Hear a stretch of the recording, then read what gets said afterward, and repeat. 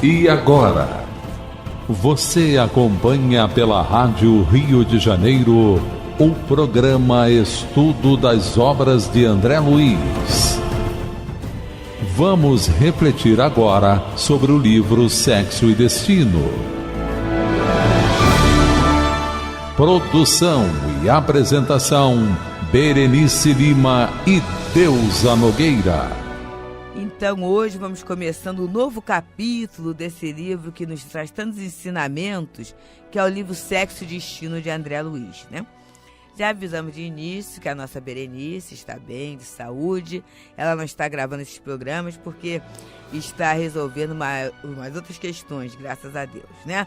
Mas a gente vai continuando, porque o objetivo da rádio é apresentar sempre um programa novo, né? Sempre, já que o programa é de continuidade. Então a gente está assim, aqui, fazendo trabalho, amparados, né? Por essa espiritualidade, amparados pelo carinho, pela oração da nossa Berenice, né? E amparado também pelo carinho de você, meu amigo, meu irmão, minha irmã, que nos acompanha, que acompanha a nossa rádio, né? E que está, nesse momento, integrado nesse grande esforço que estamos todos nós de mantermos a Rádio Rio de Janeiro funcionando, né? E para isso a gente está nessa movimentação de darmos a nossa contribuição, né? De arrumarmos, incentivar mais pessoas a contribuírem para que a nossa rádio permaneça no ar, né? Então hoje, começando o capítulo 9, né, dessa obra Sexo e Destino, de André Luiz, a gente acabou no programa passado, em que o pai tentou assediar a filha, né, e não conseguiu. Vamos ver a posição da prece. André orou.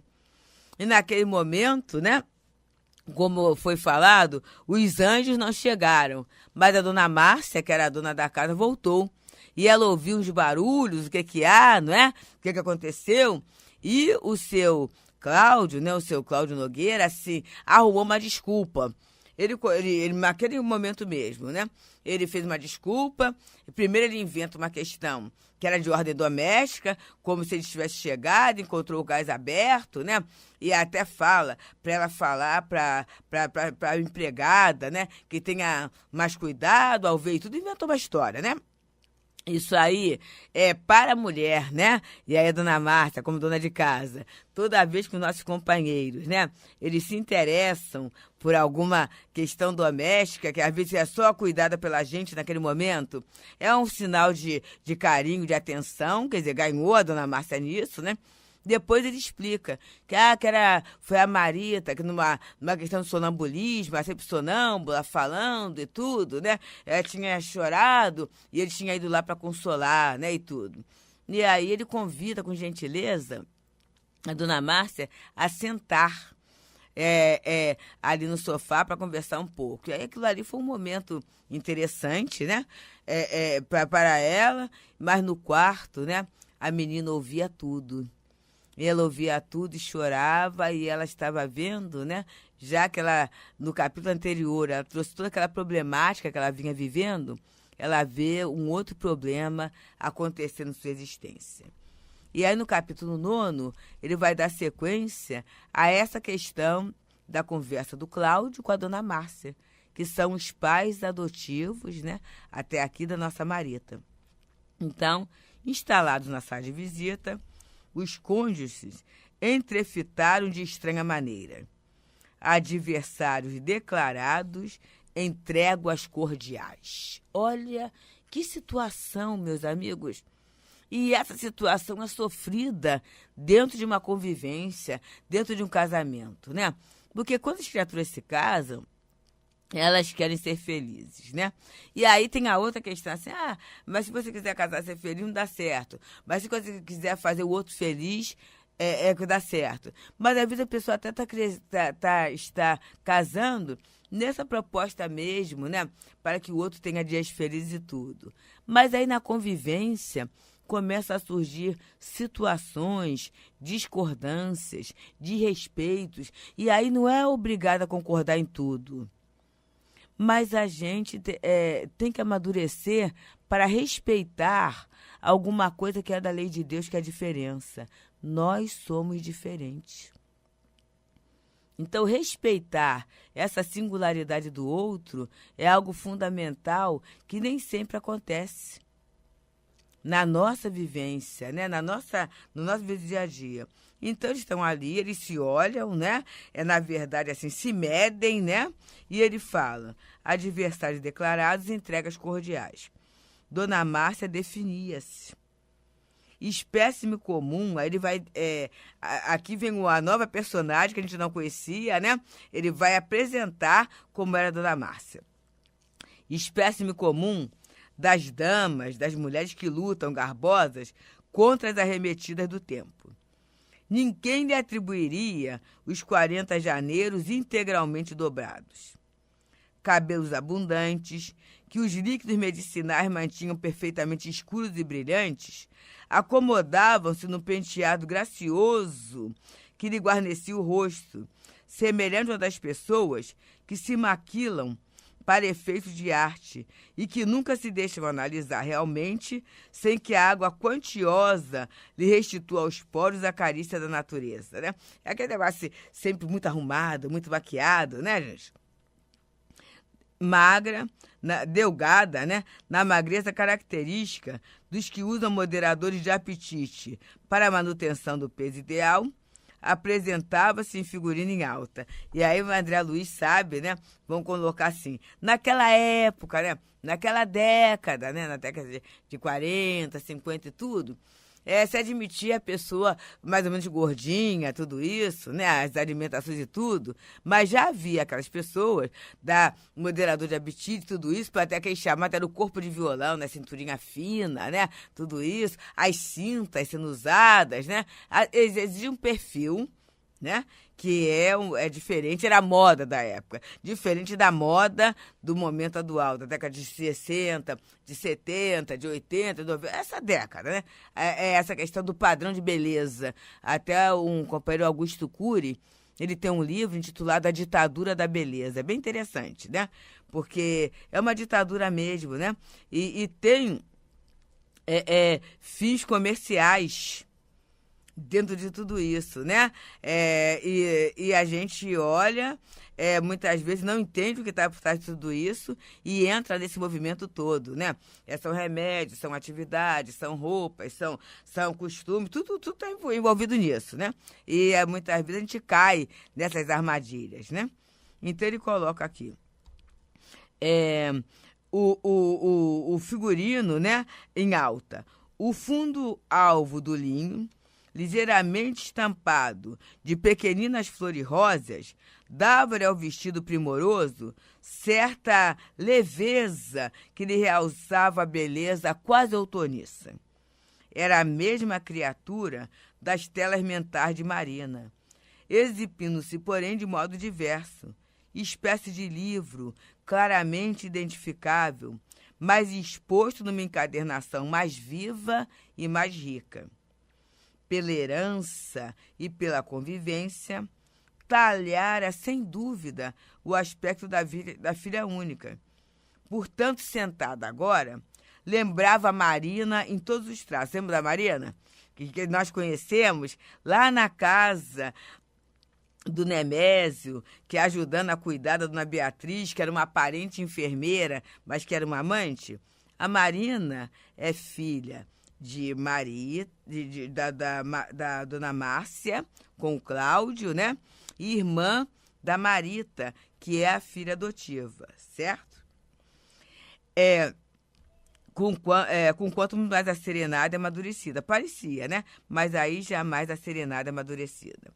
Longe de aparentarem a verdadeira condição de mãe e filha, podiam ser interpretadas à conta de irmãs, salientando-se que Dona Márcia se revelava talvez mais simpática pela brandura estudada dos gestos. Via-se-lhe com tranquilidade o sorriso espontâneo. Sorriso, no entanto, que mostrava o engenhoso artifício dos que se distanciam deliberadamente dos problemas alheios para que não lhes constituam impeço ao avanço.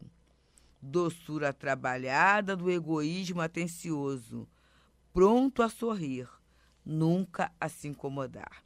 Então aqui o André, né, ele faz uma descrição física, né, que com certeza é muito agradável, uma bela figura, né, é bonita estampa, né, mas ele vai analisando já as questões da alma, né? Um sorriso fino, um sorriso espontâneo é sempre muito bom. Mas tem aquele sorriso que sai da alma e tem aquele sorriso, às vezes, que ele é talhado por uma indiferença, né?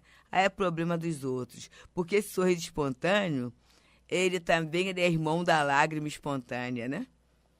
O sorriso da alegria, da emoção, do bom momento, ele é irmão também da lágrima da dor, naquela hora em que a dor do amigo, né, a dor do irmão, a dor do próximo, ela dói na gente e a gente chora assim. Quantas preces que a gente faz chorando, né? Não o choro da revolta, da incompreensão, da inconformação, mas o choro da gente sentir a dor do outro e a gente está rogando força, né? Serenidade, confiança, auxílio para que o outro fique de pé. Quantas vezes, né? E aí ele vem.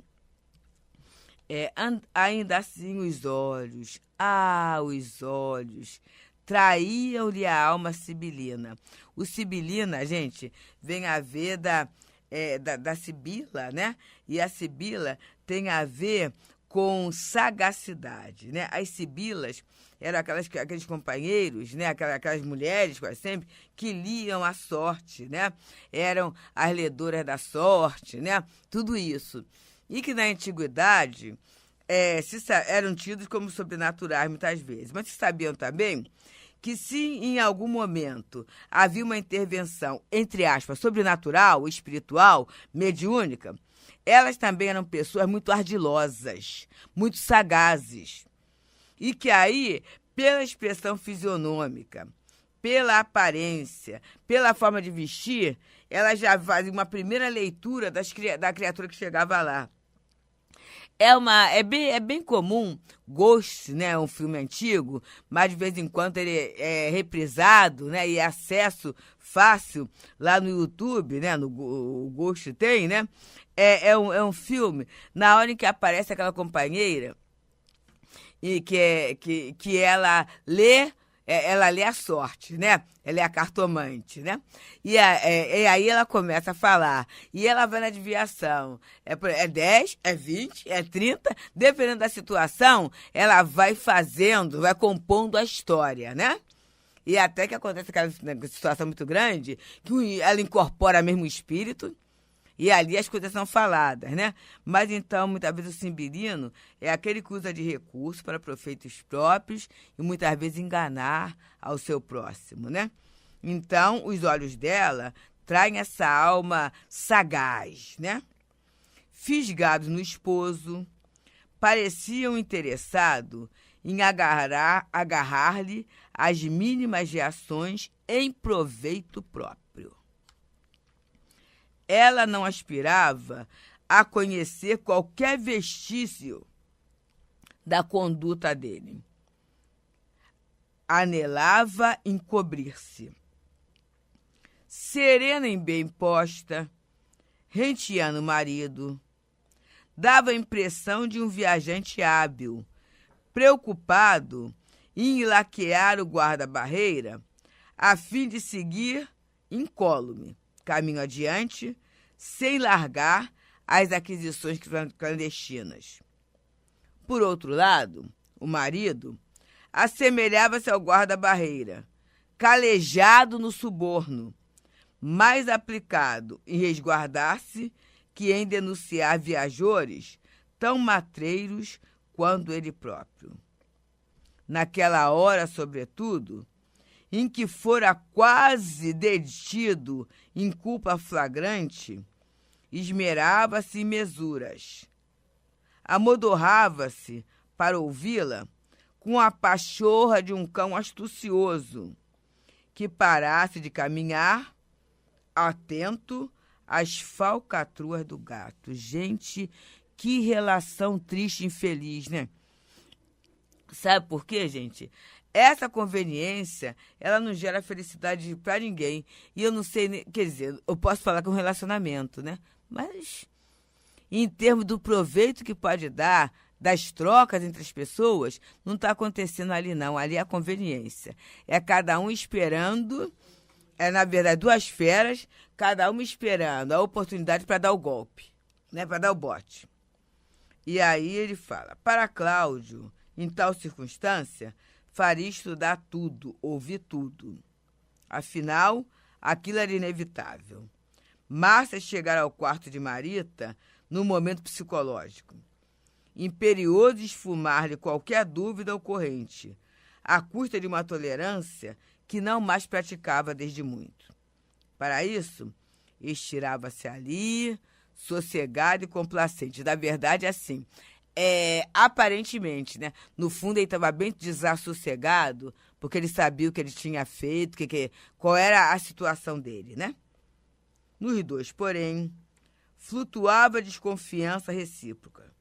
Duas bocas que se entendiam, duas cabeças que discordavam uma da outra. Cada frase vinha pré-fabricada na garganta, dissimulando o pensamento. Adocicando a voz, a esposa comentou os aborrecimentos no buffet do baile beneficente em que havia funcionado. Muita gente, alguns jovens embriagados, forjando obstáculos, garotos furtando, por tudo isso estafara-se. Desconfiando que o marido, não obstante mostrar-se quase afetuoso, não se inclinaria à longa conversação, quis reter o momento raro, tornando-se mais terna. Afável, estendeu-lhe prateada carteira. Cláudia agradeceu, não queria fumar. Ela, no entanto, bateu várias vezes a ponta do cigarro do encontro a pequenina bolsa metálica. Fez fogo num isqueiro diminuto e, após envolver-se em baforadas, relaxou-se na poltrona, sugerindo a intenção de espremir-se mais à vontade. Imagine você, Cláudio, falou ela cuidadosa, que embora o sarau esteja longe de terminar, larguei tudo. O leilão de prendas esperava por mim. Quando senti um constrangimento esquisito, tive medo. Passei minhas obrigações para Dona Margarida e voltei. Atormentava-me, supondo houvesse talvez algo atrapalhado em casa, alguma ligação elétrica esquecida, a presença de algum malfeitor. Vejo, porém, que talvez você tenha tido o mesmo palpite e chegou antes, retificando o fogão. Felizmente, tudo passou. Mesmo assim, reconheço que meu regresso foi providencial, pois desde muitos dias venho espreitando o momentinho em que você esteja calmo e bem-humorado como agora, para tratarmos juntos de assuntos sérios. Coisa que nos toca de perto, que não posso decidir sem você. Neves e eu notando para logo o regime de choques e contra-choques em que respiravam aquelas duas almas adversas, aprisionadas socialmente uma à outra por exigência da aprovação.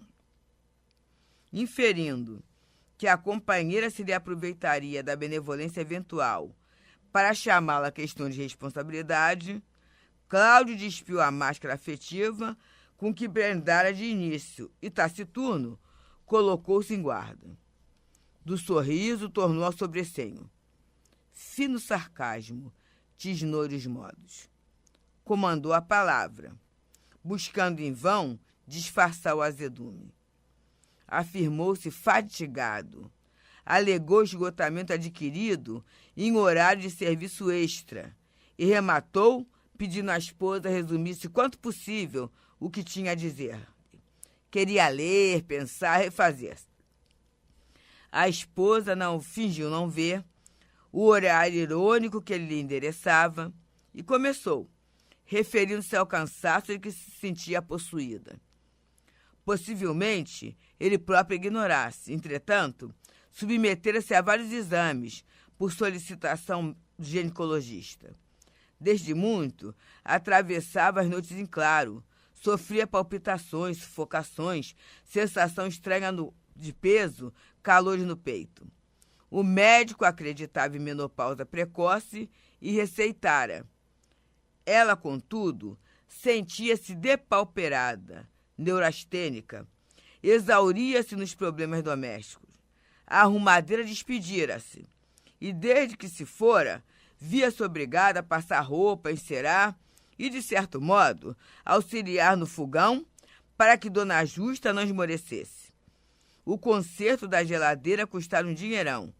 As contas no fim do mês haviam aumentado. Marina trouxera 2 gratificações que recebera em serviço extraordinário, mas ainda assim estava onerada. Tinha necessidade de 15 mil cruzeiros. Nesse tópico da entrevista, o interlocutor fitou-a, irônico, e indagou. É só? A interrogação, cercada de zombaria, bairou no ar da mesma forma que uma chicotada cortante. Dona Márcia emudeceu ao impacto da desconsideração inesperada. O marido não dispensara sequer a mínima atenção aos padecimentos orgânicos de que se queixara. Desconhecia-lhe de propósito os achaques. Enquanto relacionava os incômodos de que se via acometida, assustara-se ao divisar-lhe a dura expressão nos olhos frios. Conhecia aquela atitude gelada, de profundo desdém. Ao passo que se lamentava, tinha a impressão de que ele, Cláudio, lhe perguntava em pensamento: por que não acaba você de morrer? Em outras ocasiões, chegara a enunciar semelhante indagação, com palavras redondas, claramente pronunciadas e repetidas. Por que tanto ódio? Indagava a si mesmo. Não contava receber a ternura que os atritos incessantes haviam incinerado entre ambos. Contudo, cria-se com direito a pequeno retalho de acabamento. Se ele adoecia de leve, conquanto não o amasse, vigiava-se-lhe a cabeceira. Zuzia o clínico da família pelo telefone, todas as providências à hora. Entretanto, ao referir-se o tratamento, que reputava importante, a fim de evitar uma cirurgia comprometedora, recebia 2 monossílabos secos, que o marido lhe pespegava no rosto, como se a repelisse com 2 pedras. Então, a gente está vendo aqui, gente, o quanto a indiferença dói, né? O quanto é difícil para a gente viver diante de alguém que não nos dá atenção. E a gente, né, possa cuidar daquelas pessoas que Deus colocou em nosso caminho. Sejam familiares, né, parentes, amigos, ou às vezes até alguém que passa, que precisa de um ouvido, precisa de um momento de atenção. Muitas vezes, um momento de atenção, uma palavra que se fala, vai salvar uma vida, vai impedir que um gesto, que um destempero, né, que uma situação muito grave ocorra. 1 minutinho apenas, em que a gente pode dar na palavra, atenção, quem sabe uma página, né, uma sugestão. Que a gente possa pensar nisso no dia de hoje. Muita paz. A Rádio Rio de Janeiro apresentou o programa Estudo das Obras de André Luiz.